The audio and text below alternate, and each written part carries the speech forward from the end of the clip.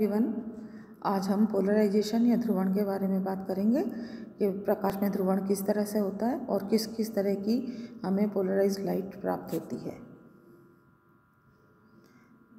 प्रकाश के व्यतिकरण और विवर्तन से उनके तरंग स्वरूप का पता चलता है, परंतु तरंगों के स्वरूप की जानकारी इन घटनाओं से नहीं मिलती है।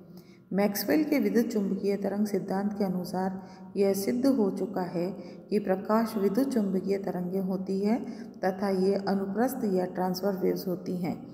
प्रकाश का ध्रुवण भी इसी बात की पुष्टि करता है कि प्रकाश तरंगें अनुप्रस्थ होनी चाहिए। मैक्सवेल के सिद्धांत के अनुसार प्रकाश तरंगों में विद्युतीय एवं चुंबकीय वेक्टर परस्पर अभिलंबीय होते हैं तथा दोनों तरंगों के संचरण की दिशा के अभिलंब कंपन करते हैं। विद्युत वेक्टर, जिसे प्रकाश वेक्टर भी कहते हैं, के दोलन से प्रकाश के ध्रुवण की प्रकृति का निर्धारण होता है। अध्रुवित तथा ध्रुवित प्रकाश, अनपोलराइज्ड एंड पोलराइज्ड लाइट। सबसे पहले हम डिस्कस करेंगे अध्रुवित प्रकाश या अनपोलराइज्ड लाइट क्या होती है। जब प्रकाश तरंग में कंपन उसकी प्रचलन की दिशा के अभिलंबीय सभी संभावित दिशाओं में होता है तो ऐसी प्रकाश तरंग को अध्रुवित प्रकाश कहते हैं और ऐसा प्रकाश अध्रुवित प्रकाश कहलाता है तथा यह संचरण की दिशा में सम्मित होता है। साधारण प्रकाश स्रोतों से उत्सर्जित प्रकाश अध्रुवित होता है, चूँकि प्रकाश का उत्सर्जन करने वाले परमाणु बहुत बड़ी संख्या में होते हैं और प्रत्येक परमाणु लगभग 10⁻⁻8 सेकंड के बाद प्रकाश तरंग उत्सर्जित करता है। अतएव प्रति सेकंड असंख्य तरंगें उत्पन्न होती हैं।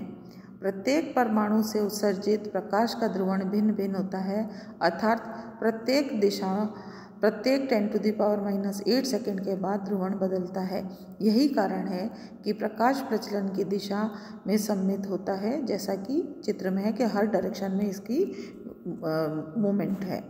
अब हम देखते हैं दूसरा, अध्रुवित के बाद ध्रुवित प्रकाश क्या होता है या पोलराइज्ड लाइट क्या होती है। जब प्रकाश तरंग में कंपन उसके प्रचलन की दिशा के केवल एक ही दिशा में अभिलंब एक ही तल में स्थित हो तो ऐसी प्रकाश तरंग को ध्रुवित प्रकाश तरंग कहते हैं, अर्थात ऐसा प्रकाश ध्रुवित प्रकाश कहलाता है। चूँकि इसमें कंपन एकल दिशीय होते हैं, अतएव ये प्रचलन की दिशा के असममितीय होते हैं। उदाहरण के तौर पर यदि हम कंपन की तरफ केवल 10⁻⁻8 सेकंड्स के लिए देखें तो सममिति दिखाई देगी, क्योंकि अब विद्युत वेक्टर एक ही दिशा में होगा और इसके लिए हम 10⁻⁻8 सेकंड के लिए ध्रुवित प्रकाश कह सकते हैं। इस प्रकार जब विद्युत वेक्टर के दोलन एक रेखा में होते हैं तो प्रकाश रेखा ध्रुवित या समतल ध्रुवित या लीनियरली पोलराइज्ड और प्लेन पोलराइज्ड प्रकाश कहलाता है। चूँकि अध्रुवित प्रकाश तरंग में कंपन प्रचलन की दिशा के अभिलंब सभी संभावित दिशाओं में होते हैं, अतएव इसे हम एक तारे के द्वारा, जैसा कि चित्र में दिखाया गया है, तो यह अध्रुवित प्रकाश है। फिर समतल ध्रुवित प्रकाश, इसमें से सारे फिल्टर हो गया, एक ही डायरेक्शन में है इसके वाइब्रेशन। दूसरा, अगर परपेंडिकुलर डायरेक्शन होगी तो हमने ये डॉट से शो किया जो कि सदिशा है। ये भी समतल ध्रुवित प्रकाश है। इसमें पेपर के प्लेन में जो वाइब्रेशन है उसके बजाय में इसका हो जाएगा पेपर के प्लेन के परपेंडिकुलर वाइब्रेशंस होंगे। ध्रुवित प्रकाश तरंग में कंपन प्रचलन की दिशा के अभिलंब केवल एक ही दिशा में होते हैं। यदि ये कागज के तल के समानांतर होते हैं तो ये तीर के चिन्ह के द्वारा दिखाए गए हैं, जैसा कि चित्र ब में दिखाया गया है, और अगर ये कागज के तल के अभिलंब होते हैं तो ये बिंदु से दिखाए गए हैं, जैसा कि सचित्र में दिखाया गया है। जिस तल में प्रकाश के प्रचलन की दिशा तथा कंपन की दिशा होती है उसे कंपन तल या प्लेन ऑफ वाइब्रेशन कहते हैं।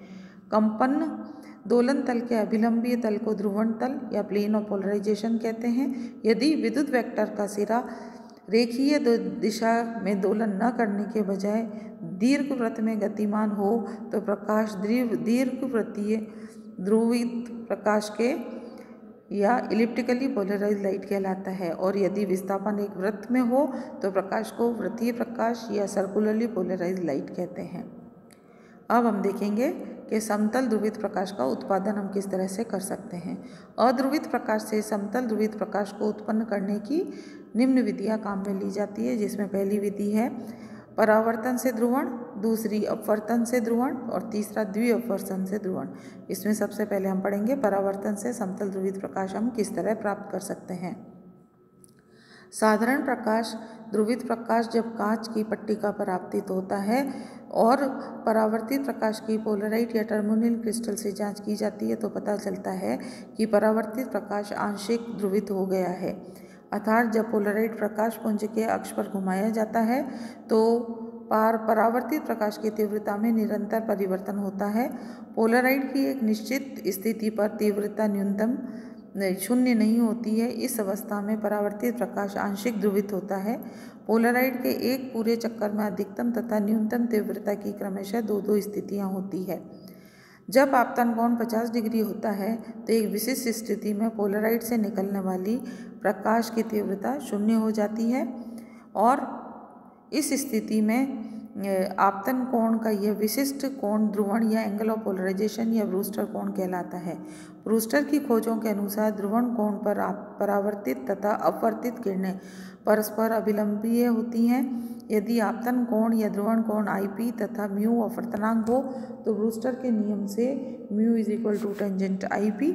यहाँ म्यू कांच का अपवर्तनांक है और इस स्थिति में mu is equal to sine IP upon sine RP is equal to tangent IP और टेंजेंट IP को हम लिख सकते हैं sine IP upon cos IP।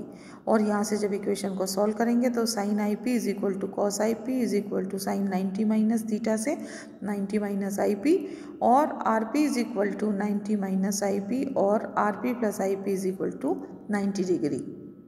यह ध्यान रखना चाहिए कि समीकरण 2 किसी पारदर्शी माध्यम पर परावर्तन से ही के लिए सही होता है, न कि दर्पणों से परावर्तन के लिए।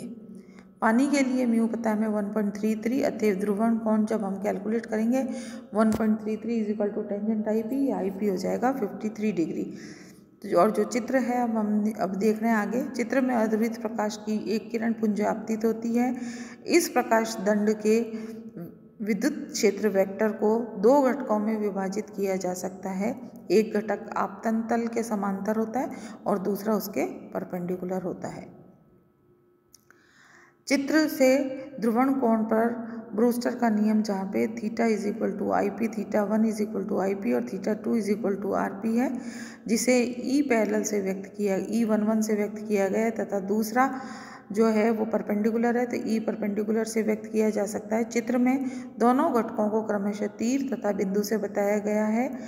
अध्रुवित प्रकाश में दोनों घटकों का आयाम समान होता है तथा प्रकाश सममित होता है, यानी E parallel is equal to E perpendicular होता है। परावर्तन के पश्चात प्रकाश किरण में घटक E पैरेलल बिल्कुल नहीं रहता, अर्थात यदि आपतन कोण ध्रुवण कोण के बराबर हो तो E पैरेलल घटक का परावर्तन गुणांक शून्य होता है। अतएव परावर्तित किरण पुंज कम तीव्रता की होती है तथा समतल ध्रुवित प्रकाश होता है। इसका कंपन तल आपतन तल के लंबवत होता है और E परपेंडिकुलर घटक अंशतः परावर्तित तथा अपवर्तित होता है। इस प्रकार परावर्तित किरण में हमें E परपेंडिकुलर का केवल अंशतः भाग ही प्राप्त होता है और इसलिए प्रकाश की तीव्रता कम होती है, परंतु पारगत किरण पुंज में दोनों घटक E पैरेलल पूर्णतया तथा E परपेंडिकुलर अंशतः विद्यमान रहते हैं। इसी कारण पारगत किरण पुंज की तीव्रता को तो अधिक होती है, परंतु यह केवल अंशतः ध्रुवित प्रकाश होता है। एक पट्टिका पुंज या पाइल ऑफ प्लेट्स की सहायता से परावर्तित किरण पुंज की चौड़ाई बढ़ाई जा सकती है तथा पारगत किरण पुंज का ध्रुवण अधिकाधिक पूर्ण किया जा सकता है। जब पारगमित प्रकाश अनेक पट्टिकाओं से गुजरता है तो प्रत्येक पृष्ठ E परपेंडिकुलर घटक के अंश को परावर्तित करेंगे तथा E पैरेलल को पूर्णतया पारगमित करेंगे। इस प्रकार शनैः शनैः E परपेंडिकुलर शून्य हो जाएगा और पारगमित प्रकाश पुंज केवल एक ही विद्युत वेक्टर E पैरेलल पे निर्भर रहेगा जो आपतन तल के समानांतर होगा, जैसा कि चित्र में दिखाया गया है। यहाँ पे यही पाइल ऑफ प्लेट्स रख दी है, लाइट इसके ऊपर गिर रही है, यहाँ से रिफ्लेक्टर है, रिफ्लेक्टर से जो बाहर में आ रही है तो ये प्लेन पोलराइज लाइट प्राप्त हो रही है हमें दोनों जगह से, दोनों ये पाइल ऑफ प्लेट्स के थ्रू भी और रिफ्लेक्टर के थ्रू भी। तो हमारे को यहाँ पे प्लेन पोलराइज लाइट इस तरह से प्राप्त हो जाएगी।